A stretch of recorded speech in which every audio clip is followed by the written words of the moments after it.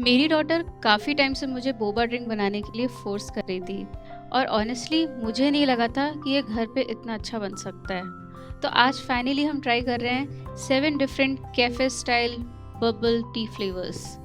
सबसे पहले मैंने homemade chewy Boba pulse prepare किया है और इन्हें परफेक्ट च्यूई टेक्सचर तक लाना ऑनेस्टली एक्सपेक्टेड से थोड़ा ज़्यादा ही डिफ़िकल्ट था। बट जब फाइनली ये ग्लॉसी और च्यूई बने तब सारी मेहनत वर्थ लगने लगी। मैंने यहाँ पे मार्केट से ख़रीदा हुआ साबूदाने का आटे का इस्तेमाल किया है, बट अब चाहें तो साबूदाने को घर में पीस कर और छान के इस्तेमाल कर सकते हैं। अगर आपको इसकी फुल वीडियो डिटेल में देखनी है तो आप मुझे कमेंट करके बताएं, मैं आपको डिटेल में दोनों स्टाइल के आटे नीट करके दिखाऊंगी। डो को नीट करने के बाद उनकी छोटी छोटी बॉल्स बनाएंगे और उनको कम से कम आधे घंटे तक पानी में बॉईल करेंगे। इसके बाद हम इसके लिए सिरप तैयार करेंगे और उन बॉइल्ड बॉल्स को उसमें डाल के जब तक सिमर करेंगे जब तक कि वो गाढ़े ना हो जाए। फर्स्ट फ्लेवर के लिए मैंने यहाँ पे फ्रेश मैंगो प्यूरी और ग्रीन टी का यूज़ किया है। अगर आप चाहें तो ग्रीन टी को स्किप भी कर सकते हैं, but trust me, green tea का कॉम्बिनेशन मैंगो प्यूरी के साथ बहुत ही ऑसम लगता है।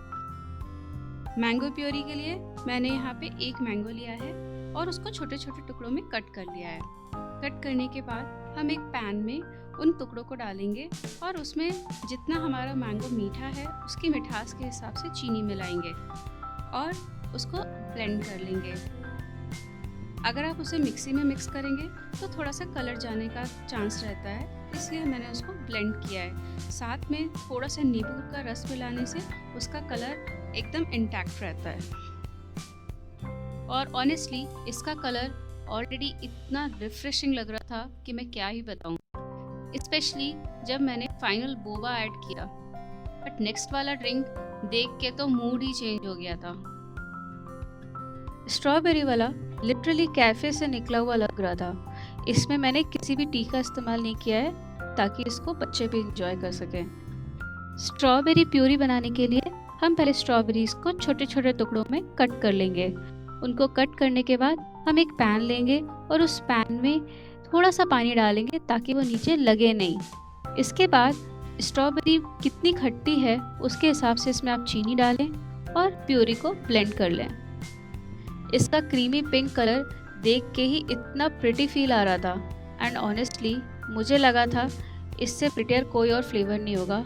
फिर ब्लूबेरी आ गया। ब्लूबेरी वर्जन का वाइब कम्प्लीटली डिफरेंट था, थोड़ा रिच, कोजी और काफ़ी एस्थेटिक।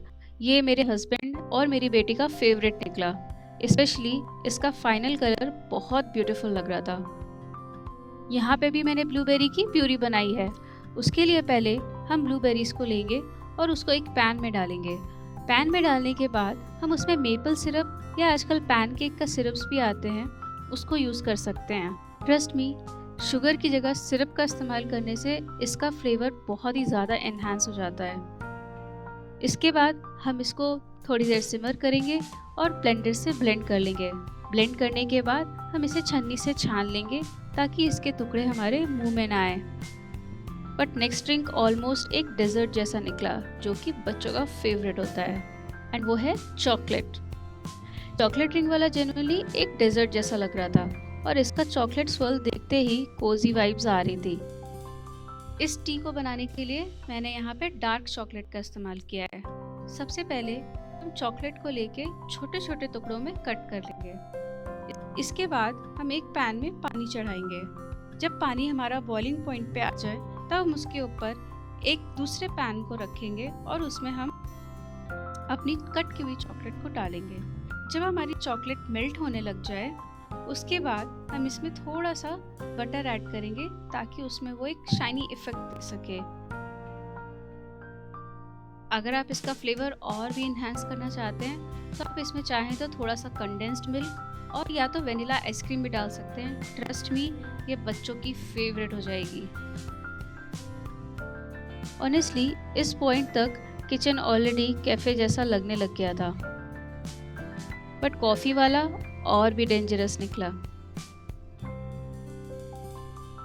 इस टी को बनाने के लिए हमें लेनी है 2 टेबलस्पून कॉफ़ी, 2 टेबलस्पून शुगर और इसको ब्लेंड करने के लिए थोड़ा थोड़ा पानी। इसको हम तब तक ब्लेंड करेंगे जब तक कि कॉफ़ी हमारी स्मूथ एंड फ्लफी नहीं हो जाए। ट्रस्ट मी, अगर आप एक कॉफ़ी लवर हैं तो ये टी आपकी फेवरेट होने वाली है एंड कैफ़े स्टाइल से बिल्कुल मैचिंग है। कॉफ़ी लवर्स के लिए ये वाला सीरियसली एडिक्टिव हो सकता है।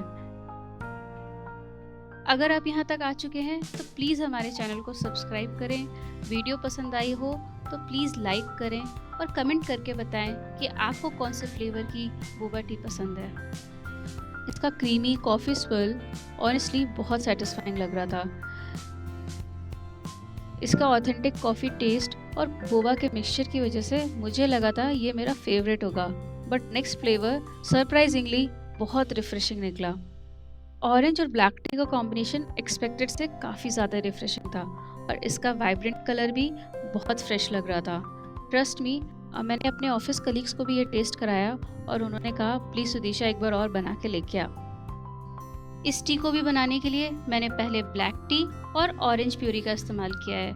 ऑरेंज प्यूरी को बनाने के लिए मैंने थोड़े से ऑरेंज मिक्सर में डाल के ब्लेंड कर लिए हैं और उसमें थोड़ी सी चीनी मिक्स कर लिए क्योंकि ऑरेंज थोड़े से खट्टे थे। आप चाहें तो चीनी स्किप भी कर सकते हैं। Just enjoy the punch of orange fruity taste and the black tea. अगर आपको अपना पैलेट क्लीन करना है तो it's a must go drink. Specially Boba swirl के बाद ये ड्रिंक और भी प्रिटी लगने लगा, बट एंड वाला क्लासिक ड्रिंक अलग ही कंफर्ट वाइब दे रहा था। And finally the classic black T Boba. मैंने इसमें मिल्क ऐड नहीं किया है। इफ़ यू वांट आप मिल्क टी में भी इसको बना सकते हैं। ये एक सिंपल, कंफर्टिंग एंड ऑनेस्टली सब फ्लेवर्स के बाद एक परफेक्ट एंडिंग लग रही थी। अब मुझे समझ में आ रहा था कि मेरी डॉटर इतने टाइम से इन ड्रिंक्स के पीछे क्यों पड़ी थी। वैसे आप कौन सा फ्लेवर ट्राई करोगे? मुझे कमेंट करके ज़रूर बताएं। अगर आपको ये फ्लेवर पसंद आया हो तो प्लीज़ कमेंट करके बताएं कि आपके घर पे आपने ये कैसे बनाया। Thank you for watching.